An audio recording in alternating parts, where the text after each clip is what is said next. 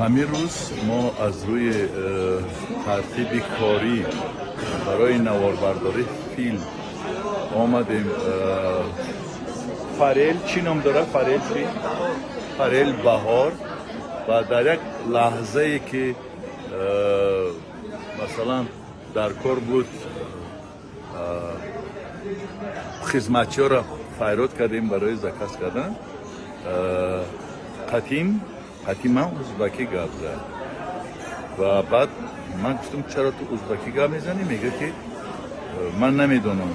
بعد گشت تو روسی گپ زد، یعنی روسی گپ میزنه، ازبکی گپ میزنه، اما تاجیکی گپ نمیزنه. من حیران شدم، حیرانی زار. این کار برای من خیلی دهشت بود. من نمیدونم کی جواب میده برای این چیز. خیلی خود من بیچاره حس کردم. اون روز ما از ازبکستان آمدیم، از سمرقند سفر هنری داشتیم. در همون جمع همین خیلی است. مثلا قطعی تاجیکای بیچاره قطعی تاجیکی گپ نمیزنن، اما در دلی شهر دوشنبه نخست، یعنی برداشت کردن همین خیلی یک بای.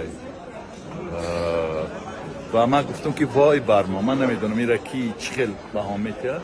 گفتم وای بر ما که گاه ها میگیم استقلال و گاه ها میگیم ما و در دل شهر دوشنبه یک پایتخت دیگه ساختیم که نامش به نام یک کشور همسایه ما.